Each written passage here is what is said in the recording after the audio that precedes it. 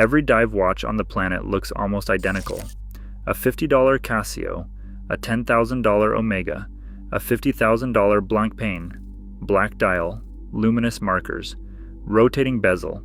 It's as if somebody created a single blueprint 70 years ago, and nobody has been able to improve on it since. And that's actually exactly what happened.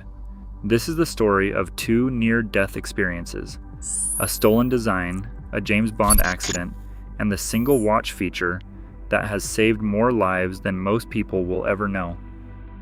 It starts with a man nearly drowning. In the early 1950s, a Swiss businessman named Jean-Jacques Cousteau was scuba diving off the coast of southern France. He lost track of time. He stayed down too long. By the time he realized he needed to surface, he barely had enough air for the decompression stops that would prevent the dissolved nitrogen in his blood from forming bubbles that could kill him. He made it to the surface with almost nothing left in his tank. Now most people would give up diving after an experience like that. Cousteau did not. Instead, he became obsessed with one question: why is there not a watch that can do this one simple job? Cousteau was the chief executive of Blancpain, one of the oldest watchmakers in the world, and the answer to his question was about to change the wrist of every diver on the planet forever. Around the same time, two French naval officers had the exact same problem. Captain Robert Maloubier and Lieutenant Claude Riffaut were building France's first elite combat diver unit after World War II. These men needed to operate underwater in total darkness, planting explosives on enemy ships, and they had no reliable way to track their time below the surface. They wrote up a list of exactly what a diving watch would need. It had to survive at least 91 meters deep. It had to be readable in zero visibility, and it had to have a timing device that a diver could operate with freezing numb fingers while wearing gloves. They took these requirements to a French watchmaker called Lip, who turned them down flat.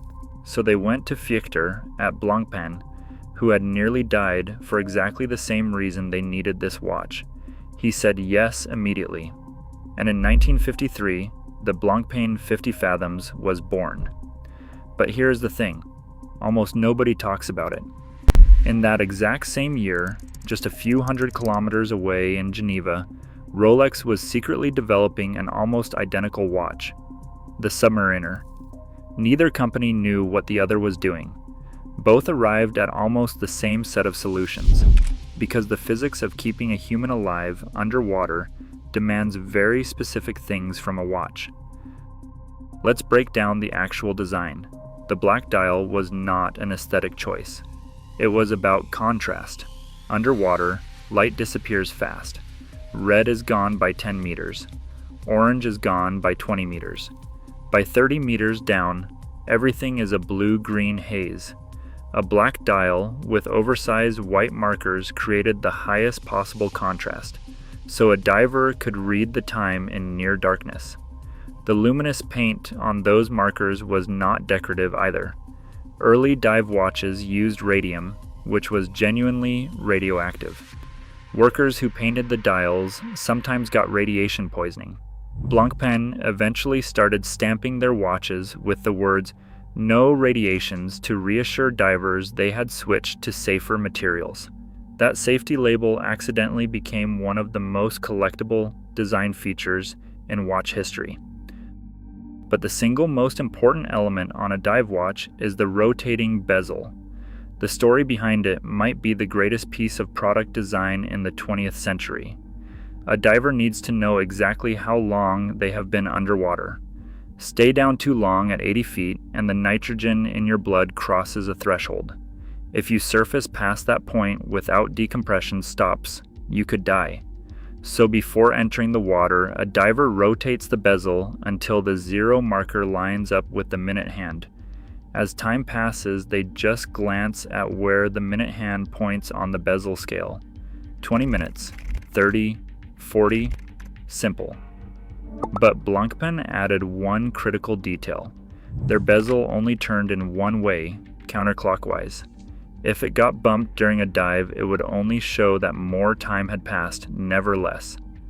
That means an accidental bump would make the diver surface earlier, not later.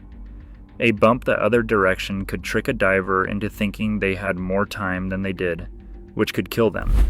This one small design decision, a ratchet that only clicks one way, has arguably saved thousands of lives. Blancpain actually patented it. For years, that patent meant Rolex and every other brand had to use bidirectional bezels that could rotate both ways, a genuinely more dangerous design, until the patent finally expired. Now here's where the story gets strange. In 1962, a tiny budget film called Dr. No was being shot in Jamaica. The producers could not afford to buy a Rolex for their lead actor. So producer Cubby pulled the Submariner off his own wrist and handed it to a young Scottish actor named Sean Connery. That accidental prop placement turned the Rolex Submariner into the most famous watch in cinema history. Over the next 30 years, James Bond wore a Submariner in film after film, and suddenly millions of people who had never been near the ocean wanted a dive watch on their wrist. And this is the part that nobody seems to talk about. In 1982, the International Organization for Standardization published ISO 6425. It was the first official standard defining what a dive watch actually is. And when you read the requirements, they are basically a description of the watches Blancpain and Rolex built in 1953. The standard requires water resistance to at least 100 meters. It requires a unidirectional bezel for timing dives. It requires luminous markers visible in total darkness. It requires resistance to magnetic fields and to shock. The design had been so completely right that instead of anyone improving on it, they just turned it into law. Today, approximately 4 million Submariners have been produced. A single vintage reference from 1957 recently sold at auction for $567,000. And yet the $50 Casio dive watch sitting in a department store right now has the same rotating bezel, the same luminous markers, the same fundamental design template.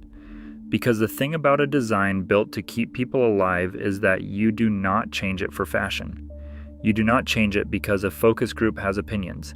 You keep it exactly the way it is because it works. 70 years later, nobody has found a way to improve on two watches that were built because one man nearly drowned and two soldiers needed to plant bombs in the dark. That is not brand loyalty. That is not marketing. That is just physics. If you found this fascinating, hit subscribe for more stories like this.